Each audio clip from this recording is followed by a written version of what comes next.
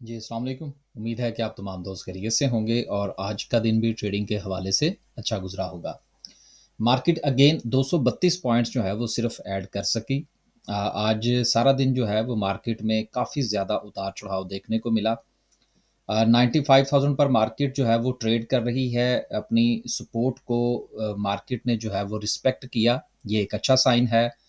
और जिस तरह से आज पूरा दिन जो है वो मार्केट में उतार-चढ़ाव चला और जिस लास्ट में जिस वक़्त मार्केट की जो क्लोज़िंग हुई है, वो इतनी बुरी नहीं है। तो क्लोज़िंग की बुनियाद पर हम ये कह सकते हैं कि कल का जो पहला सेशन होगा, वो इंशाल्लाह बेहतर होगा। और फिर पहले सेशन के बाद जिस तरह आप लास्ट सेशन जो था वो अच्छा था एज़ कम्पेयर टू पहले सेशन के। लेकिन कल जो है वो इंशाल्लाह पहला सेशन अच्छा हो सकता है। और देन फिर उसके बाद जिस तरह से मार्केट में न्यूज़ वग़ैरह आएँगी, उनके साथ-साथ मार्केट में उतार-चढ़ाव देखने को मिलेगा। 232 पॉइंट्स जो हैं वो आज मार्केट ने ऐड किए। अगर हम सर्किट ब्रेकर की बात करें तो आज भी माशाल्लाह से 13 कंपनीज अपर कैप हैं। वेव्स ऐप हो गया। चलें, हमारी जो है ये स्विंग की कॉल में ये जो था रिकमेंडेड था। थट्टा एक मरतबा फिर हो गया, हैस्कॉल हो गया। अब जिनके पास होगा यकीनन उन्होंने बेच दिया होगा आज। अ, अभी आप देखें कि ये उसी तरह से मार्केट चल रही है रफ्ती 2 वीक से अगर हम देखें तो बिल्कुल यही सिचुएशन है। कोई प्रॉपर कोई सेक्टर परफॉर्म नहीं कर रहा। इंडिविजुअल कंपनीज जो हैं वो परफॉर्म कर रही हैं।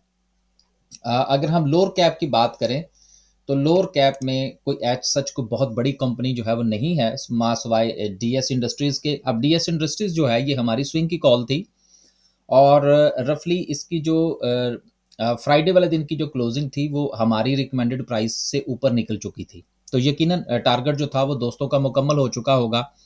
हमारा जो ग्रुप है उसमें हम रोज़ाना की बुनियाद पर भी बाय सेल करते हैं और इसके साथ हमारा जो स्विंग का जो ग्रुप है वो हमने अलहदा से रखा हुआ है। तो उसमें हम साथ जो है वो चार्ट शेयर कर देते हैं, जिससे जो है वो दोस्तों को थोड़ी-सी आसानी होती है अपने डिसीज़न करने में। इस वक़्त अगर हम ओवरऑल बात करें तो सेक्टर वाइज़ यकीनन कोई भी सेक्टर जो है वो कुछ ख़ास परफ़ॉर्मेंस दिखाता हुआ नज़र नहीं आ रहा। हाँ, इस वक़्त अगर हम ये कहें कि जो हमारा ऑयल एंड गैस सेक्टर है, उसकी जो 4 बड़ी कंपनीज़ हैं, वो चारों की चारों ग्रीन ज़रूर नज़र आ रही हैं, लेकिन उनमें कुछ बहुत ज़्यादा पॉइंट्स जो हैं वो हमें नज़र नहीं आ रहे।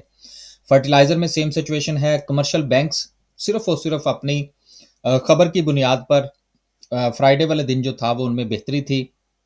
आज उनमें प्रॉफ़िट टेकिंग देखी गई। वैसे भी बैंकों की प्राइसेज़ जो हैं वो ऐज़ कंपेयर टू अदर जो हमारे सेक्टर्स हैं, प्राइसेज़ बहुत ऊपर जा चुकी हैं। तो यहाँ पर किसी भी कोई फ़र्ज़ करें कि अगर वक़्ती तौर पर कोई बुरी खबर आ जाती है, तो वो यकीनन एक अपॉर्च्युनिटी जो है वो आपके लिए क्रिएट करेगी। इसके ऊपर नज़र रखने की ज़रूरत है। अगर हम ये देखें कि किस सेक्टर ने कितने पॉइंट्स ऐड किए, तो ऑयल एंड गैस में 72 और कमर्शियल बैंक्स ने उतने पॉइंट्स निकाल दिए। Fertiliser 61, oil and gas marketing, फिर उसके बाद मिसलेनियस, सीमेंट, कुछ ख़ास जो है वो पॉइंट्स की जो भरमार है, वो हमें मार्केट में देखने को नहीं मिली। अब आगे कुछ खबरें हैं जिन्होंने मार्केट को जो है वो मुतासिर किया, उनको ज़रा थोड़ा-सा शामिल करते हैं। और खबरों को शामिल करने से पहले टीआरजी थोड़ा-सा आज बेहतर रहा हमारा। मैकपैक फ़िल्म की हमारी जो है वो प्रॉफ़िट टेकिंग हो गई। इसके साथ पीटीसी हमारा ठीक चल गया। वेव्स ऐप जो था वो कैप हो गया। तो इसके साथ बीसीएल हमारा बड़ा अच्छा चला आज। बुलान कास्टिंग जो है उसमें आज जो थी वो अच्छी सिचुएशन देखने को मिली। इसके साथ हीरा टेक्सटाइल हमारा स्विंग की कॉल थी वो अच्छा चल गया। अगर आप भी हमारा ग्रुप जो जॉइन करना चाहते हैं, लेकिन इसका ये मतलब नहीं है कि आज हमारा स्टॉप लॉस हिट नहीं हुआ। जिस तरह से मार्केट जो है वो चल रही है, तो ड्यूरिंग द डे जो है वो अब चीज़ों को देखना, उनके स्टॉप लॉस की तरफ उनको कैलकुलेट करना काफ़ी थोड़ा-सा मुश्किल हो रहा है आजकल। बहरहाल मिला-जुला सा रुझान रहा आज। स्विंग बहरहाल हमारी ज़्यादा अच्छे तरीके से आज जो है वो परफ़ॉर्म करती हुई नज़र आई एज़ कंपेयर टू हमारे डे के हवाले से। 2 नंबर्स आपके सामने हैं, इन दोनों में से आप किसी भी नंबर पर राब्ता फ़रमाइए और इन्फॉर्मेशन ले लीजिए। और एक चीज़ जो है वो ये है कि अगर आप हमारे पास स्टॉक मार्केट में अकाउंट ओपन करवाते हैं, तो हमारी जो सर्विसेज़ हैं वो अकॉर्डिंगली आपको फ्री ऑफ़र की जाएँगी। तो दोस्त अहबाब जो हैं वो ज़रा कोशिश किया करें कि जुमला पूरा सुन लें, ताकि उनके लिए भी क्लैरिटी आ जाए। बाकी अगर आप स्विंग का ग्रुप जॉइन करना चाहते हैं तो उसके डिफरेंट जो है वो उसमें पैकेजेज़ हैं और हमारे जो डे के हवाले से हैं वो डिफरेंट है। वो आप देख लीजिएगा जब भी आपने जॉइन करना हो। अब चलते हैं आगे। अगली जो खबर है वो टॉमसिल के हवाले से है, जिसने 30 मिलियन शेयर्स जो हैं वो राइट शेयर्स इशू किए हैं। और इसके हवाले से जो प्राइस हमारे सामने आ रही है इस खबर के मुताबिक, वो रफली जो है वो 27 रुपए के हवाले से है कि 17 रुपए जो है वो उसके ऊपर प्रीमियम होगा, 10 रुपए चूंकि फेस वैल्यू है, तो 27 रुपए पर ये शेयर जो है ये आपको राइट शेयर जो है वो मिलेगा। अब बहुत सारे दोस्त अहबाब जो हैं वो मैसेजेस, अभी जैसे ही खबर आई तो मैसेजेस की भरमार हो गई कि जी मुझे जो है वो जी मैं इसको राइट शेयर लूं कि ना लूं। अब देखें, क्लैरिटी जो है वो बहुत ज़रूरी होती है। जब तक आपके पास क्लैरिटी नहीं होगी तब तक आप मार्केट से कम पैसा नहीं कमा सकते। क्लैरिटी ये है कि अगर आप as a trader stock market में टॉम सिल को खरीद कर रखा है आपने एज ए ट्रेडर, चाहे वो स्विंग ट्रेड की सूरत में है या आपने कोई शॉर्ट ट्रेड करनी है, अगर आप इस पॉइंट ऑफ व्यू से लेकर बैठे हैं और आप उसमें ट्रेड कर रहे हैं, तो फिर आप राइट शेयर क्यों बाय करें? यानी कि उनको बाय नहीं करने चाहिए, सिंपल सी बात है। और अगर आपने टॉमसिल को as a investment point of view से खरीद रखा है, तो फिर आप राइट शेयर क्यों ना बाय करें? यानी कि आपकी बाइंग बनती है। तो चीज़ों में आपकी क्लैरिटी होनी चाहिए। अगर आपके पास टॉमसिल आपने इस बुनियाद पर खरीद रखा है, अब बहुत सारे लोग यहाँ पर ये सवाल पूछेंगे कि जी क्या हमको टॉमसिल जो है वो लॉन्ग टर्म के लिए रखना चाहिए? तो ये जो चीज़ लॉन्ग टर्म के हवाले से जितनी भी चीज़ें होती हैं, ये इंडिविजुअल टू इंडिविजुअल वेरी करती हैं। एक ही शेयर एक बंदे के लिए मुनासिब होता है और वही शेयर दूसरे बंदे के लिए मुनासिब नहीं होता। कई मर्तबा दोस्त अहबाब हमारे साथ अपना पोर्टफोलियो डिस्कस करते हैं, तो उनके पोर्टफोलियो और उनके हालात वाक़यात जब उनके साथ हम गुफ्तगू करते हैं, तो शेयर्स के अंदर कांट-छाँट कर देते हैं कि नहीं ये शेयर आपके लिए मुनासिब नहीं है, आप इसको निकाल दें, या ये शेयर जो है ये आपके लिए बेहतर है, आप इसको कैरी ऑन करें। तो लॉन्ग टर्म के लिए ये आपके लिए मुनासिब है या नहीं है, ये तो आपका इंडिविजुअल सर्कमस्टांसेस ये फैसला करेंगे। लेकिन अगर आपने टॉमसिल को लॉन्ग टर्म के लिए खरीद रखा है, तो राइट शेयर आपको लेने चाहिए। और अगर आप ट्रेडिंग पॉइंट ऑफ व्यू से हैं, तो बिल्कुल नहीं लेने चाहिए। आपका पैसा जो है वो मार्केट में स्टक हो जाएगा, और ज़ाहिर सी बात है कि जिस वक़्त आप ट्रेडिंग पॉइंट ऑफ व्यू से आते हैं, तो पैसा मार्केट में स्टक नहीं होना चाहिए। उसको मार्केट में मूव करना चाहिए। तो इसलिए ये दोनों के हवाले से जो थी ये क्लैरिफिकेशन हो गई। अब रहा सवाल इस बात का कि जब 27 के करीब जो है वो राइट शेयर जो है 27 की प्राइस पर जिस वक़्त आएँगे, और इसका यकीनन फिर फ्री फ्लोट जो है वो भी बढ़ जाएगा, तो सेलिंग प्रेशर तो फिर यकीनन हमें देखने को मिल सकता है।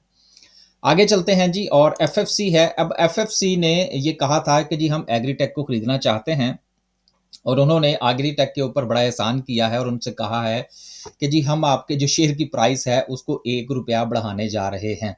अब देखिए बात ये है कि अगर ये जो इनकी जो डील है ये पाया तकमील तक पहुँच जाती हैं, तो एग्रीटेक जो है इनके शेयर होल्डर की भी सुनी जाएगी। लेकिन ये 4 रुपए से उठा हुआ शेयर है, अगर आपको याद हो और मैं भी अगर गलत कोड नहीं कर रहा, तो बहुत ज़्यादा गेन जो है वो ऑलरेडी इस शेयर के अंदर आ चुका है, एक चीज़। दूसरी चीज़ ये है कि एफएफबीएल और एफएफसी का मर्जर हो चुका है। अब ये सारी चीज़ें जो हैं, ये एफएफसी एक जायंट बनने जा रहा है। अब आप अगर इस पॉइंट ऑफ व्यू से एग्रीटेक को अपने पास रखते हैं कि जी कल को जो है ये एफएफसी का हिस्सा बन जाएगा, तो देखिए फिर इसकी जो कैलकुलेशन होगी वो उसी की बुनियाद पर होगी। अगर ये सारे शेयर्स खरीद लेते हैं, तो देखिए दोनों चीज़ों को ज़रा अलग-अलग से समझिएगा। अब अगर फ़र्ज़ करें एग्रीटेक की जो है वो सारे शेयर जो है वो पूरा का पूरा कंपनी जो है वो खरीद लेते हैं एफएफसी वाले, तो फिर तो एक ख़ास परसेंटेज से ही आपको ये चीज़ें मिलेंगी। उसकी बाकायदा कैलकुलेशन होगी जिस तरह एफएफबीएल वालों की हो रही है, जिस तरह से यूबीएल और सिल्क बैंक की हो रही है। तो ऐसी सूरत में ये कभी भी मुनासिब नहीं होता कि आप एक को बेचें और दूसरे को खरीदें। फिर आपके पास जो होल्डिंग हो उसी को कैरी ऑन करना चाहिए। ज़्यादा अगर आप इस तरह से कांट-छाँट करने की कोशिश करेंगे, तो उससे नुकसान ही होगा, फ़ायदा होता हुआ हमने कम ही देखा है। तो इसलिए आपसे गुज़ारिश ये है कि एग्रीटेक बहुत ऊपर जा चुका है, और एफएफसी के हवाले से ये 38 से 39 की तरफ जिनका सफ़र है, बल्कि कुछ ख़ास जो है वो प्राइस के अंदर फ़र्क नहीं आया। 38.84 से उन्होंने 39.05 भी किया, कुछ भी नहीं है। और यही वजह है कि आज आपको एग्रीटेक के अंदर मूव नज़र नहीं आई। अब फ़र्ज़ करें अगर यही प्राइस जो है वो यहाँ से 39 की बजाय 43 या 44 की अगर वो कोड कर देते, तो आज एजीएल आपको कैप पे मिलता। तो ये चीज़ें होती हैं जिनको आपने आपस में कोरिलेट करके चलना होता है। अब वापस चलते हैं जी और डिस्कस करते हैं आज की कैंडल को। First of all volume, average volume था वॉल्यूम इंक्रीज नहीं हुआ। लेकिन एक अच्छी बात यह है कि आज की जो कैंडल है वो as compare to yesterday, yesterday से मुराद जो हमारा जुमे वाले दिन का सेशन था उससे थोड़ी सी बेहतर लग रही है। हालांकि इस किस्म की कैंडल जो आज बनी है, जब ये टॉप पर बनती है तो उसको अच्छा कंसीडर नहीं किया जाता। लेकिन उससे पहले की जो कैंडल है मैं सिर्फ उसके साथ इसका कंपैरिजन दे रहा हूँ, इट्स सेल्फ इस कैंडल की बात नहीं हो रही। लास्ट अगर हम 2 घंटों की बात करें आवरली कैंडल पर, अगर हम इसको थोड़ा सा देख लें तो हमें 2 घंटे के अंदर जो है वो मार्केट में थोड़ी सी बाइंग नजर आ रही है। वॉल्यूम जो है वो थोड़ा सा इंक्रीज होता हुआ नजर आ रहा है, लेकिन मार्केट में सेलिंग प्रेशर जो है वो अपनी जगह पर मौजूद है। लिहाजा इन 2-3 चीज़ों को मद्देनजर रखते हुए आप अपने इंडिविजुअल शेयर्स की तरफ ध्यान दीजिए, और स्टॉप लॉस के बगैर इस वक्त स्टॉक मार्केट में ट्रेड लेना कतअन मुनासिब नहीं है। इजाज़त दीजिए। अल्लाह हाफ़िज़।